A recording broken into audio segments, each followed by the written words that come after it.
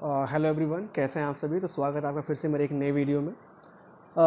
Already आपने NRS CET का update देखा होगा। उसके जो न्यूज़ और उसके जो क्या कहते हैं, उसका जो एक स्क्रीनशॉट काफ़ी ज़्यादा वायरल हो रहा है, जो डिफरेंट यूट्यूबर्स, जो डिफरेंट टीचर्स एक्चुअली अपने वीडियो में ऐड कर रहे हैं। तो एक्चुअली जब मैं अपने फ्रेंड के साथ में कल ब्रांच में बैठा हुआ था, उन्होंने बोला कि अभिषेक अब तो एनआरए आ जाएगा, सीईटी आ जाएगा। तो प्रॉब्लम बस ये है कि उसमें कई सारे जो सब मतलब टॉपिक है, कई सारे सब्जेक्ट हैं। जैसे एक मतलब कि जो मेजर इशू है ना बैंकिंग एस्पिरेंट के लिए, वो माइंड में ये चीज़ें सोच रहे हैं कि बाई चांस अगर हमारा सीईटी होगा तो हमें जीएस पढ़ना होगा, जीएस हमसे पढ़ा नहीं जाएगा। भाई क्यों सोच रहे हो ऐसी चीज़ें? ऐसा नोटिफिकेशन में ऐसा कुछ आया हुआ है क्या कि आप पहले से उस चीज़ को आप माइंड में सोच रहे हो कि नहीं मुझे जीएस पढ़ना होगा? समझ रहे हो? अगर बाई चांस मैथमेटिक्स में अगर कोई टॉपिक ऐड होता है तो भाई उसके लिए टीचर हैं, रीजनिंग में होता है तो उसके लिए टीचर हैं। समझ पा रहे हो? मतलब कहने का मतलब ये कि जो चीज़ें अभी 2024 में आने वाली हैं, 2024 में आने वाली हैं, और उसमें जब मैंने न्यूज़ पढ़ा उसमें डायरेक्टली लिखा है कि सूत्रों के अनुसार अभी श्योरिटी नहीं है, क्योंकि अभी लास्ट स्टेज पे उनको काम करना है। 1000 सेंटर होंगे उनके, जो भी 167 डिस्ट्रिक्ट हैं, ज़िला हैं, उनमें एग्ज़ाम कंडक्ट कराया जाएगा। फ़ी क्या रखी जाएगी, अभी इन सारी चीज़ों पे उनको अभी काम करना है। समझ रहे हो? तो 2020 में हम सोच रहे थे कि सीईटी आएगा, 2021 में सोच रहे, 2022 में, फिर 23 में, ऑलरेडी 23 का भी एग्ज़ाम अभी IBPS PO clerk, SBI PO clerk अभी बचा हुआ है। ठीक है, तो देखो अभी अगर माइंड में ये सोचते हैं ना कि यार सीईटी आ जाएगा, फिर हमारा एग्ज़ाम कैसे क्लियर होगा, क्या उसमें कंपटीशन टफ होगा, उसमें तो कई सारे स्टूडेंट्स होंगे जो उसमें पार्टिसिपेट करेंगे। तो जाहिर सी बात है, देखो पार्टिसिपेट तो अभी भी सारे स्टूडेंट्स कर रहे हैं, चाहे वो बीटेक के हों या एसएससी एस्पिरेंट्स हों, सब आ रहे हैं हमारे बैंकिंग में। तो उसी वजह से थोड़ा लेवल जो हमारा है काफ़ी हाई जा रहा है। कई सारी चीज़ें हैं। तो उस चीज़ को जो नेक्स्ट ईयर होने वाली है ना, उस चीज़ को अगर हम अभी सोचेंगे तो कहीं ना हमारे जो अभी एग्ज़ाम लाइनअप है उन पे इम्पैक्ट पड़ेगा।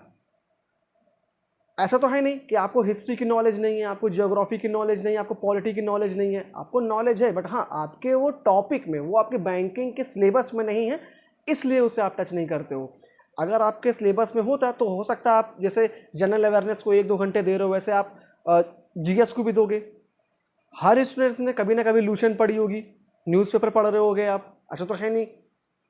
जाहिर सी बात है ना, आप तो लूशन तो पढ़े होगे ना। अगर बाई चांस नहीं पढ़े हो, बाई चांस अगर आ रहा है सीईटी में कि हाँ आपको जीएस पढ़नी पड़ेगी, ऐसा कोई अभी पॉसिबल है ही नहीं कि उन्होंने बोला है कि हाँ ये सिलेबस होगा, आपका ये फ़ी होगा। अभी कुछ भी डिक्लेयर नहीं हुआ है। ये सिर्फ एक सूत्रों के अनुसार, ये एक जैसे आप साइड में देख पा रहे होगे, ये ऑलरेडी एक सिर्फ स्क्रीनशॉट मैंने इसलिए ऐड कर लिया कि ताकि आप देखो इसे, कि अभी श्योरिटी नहीं है कि आएगा, क्योंकि हम तो सीईटी 2020 से सोचते आ रहे हैं कि अभी आएगा, अभी आएगा, अभी आएगा, और वो नहीं आया।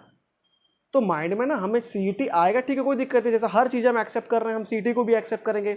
बाई चांस अगर मैथमेटिक्स में कोई टॉपिक ऐड होगा तो हमारे लिए टीचर्स हैं, वो पढ़ाएगी, उनकी रिस्पॉन्सिबिलिटी है पढ़ाना, उनको पढ़ना आपको है। अगर ये चीज़ें सोच रहे हो कि यार मुझे जीएस पढ़नी पड़ेगी, देखो ये कोई लॉजिक ही नहीं हुआ यार, कोई लॉजिक ही नहीं हुआ। अगर आपको एग्ज़ाम क्रैक करना होगा, पहले होता था कि कट ऑफ कम जाती थी, क्वेश्चंस बहुत इजी आते थे, आराम से स्टूडेंट्स क्लियर कर लेते थे।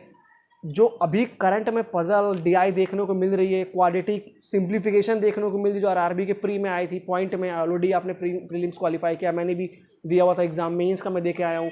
तो मुझे पता है कि लेवल पहले क्या था, लेवल अब क्या है, और आने वाले कई सालों में, 3-4 सालों में लेवल अब क्या होगा। तो वो चीज़ हम एक्सेप्ट कर रहे हैं ना, तो एक्सेप्ट करना चाहिए सारी चीज़ों को। सीईटी आएगा, कोई दिक्कत नहीं है। सीईटी में अगर कोई सब्जेक्ट बढ़ भी जाएगा एडिशनल, तो उसे भी हम देखेंगे, उसे भी पढ़ेंगे। अब जो भाई अभी हम जीए, कंप्यूटर, रीजनिंग, मैथमेटिक्स, इंग्लिश, अभी तो हम यही दे रहे हैं ना। तो हम अपने 24 आवर्स में भाई अगर हम 10 घंटे भी पढ़ रहे हैं, 2-2 घंटे मैंने 5 सब्जेक्ट को बांट लिए। जब एक और सब्जेक्ट उसमें ऐड हो जाएगा तो उसे भी हम डिवाइड कर लेंगे। हाँ हो सकता है उसको हमें थोड़ा टाइम ज़्यादा देना पड़े, क्योंकि अभी हमें जीएस के बारे में इतनी नॉलेज नहीं है। टीचर्स हैं यार, ठीक है, उनकी रिस्पॉन्सिबिलिटी है आपको बताना। कई सारे टीचर्स हैं, और मैं कल रात में I think Ashish Arora sir की एक वीडियो देख रहा था, उन्होंने डायरेक्टली ये चीज़ बोला, आई थिंक मॉर्निंग में मैं देख रहा था। उन्होंने बोला कि आपके ऊपर मतलब इतना प्रेशर नहीं जितना प्रेशर उनके ऊपर है, क्योंकि बाई चांस अगर कोई एडिशनल टॉपिक अगर ऐड होता है मैथमेटिक्स में या रीजनिंग में, तो वो आपको कोशिश करेंगे इतने अच्छे तरीके से बताएं कि उस चीज़ को अच्छे से आप अडॉप्ट कर पाओ। ठीक है, समझ पा रहे हो मैं क्या कहना चाह रहा हूँ?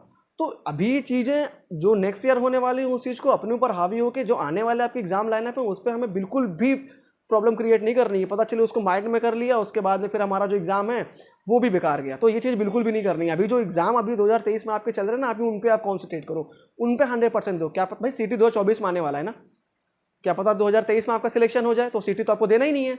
तो अब उस 2024 को सोच ही क्यों रहे हो भाई?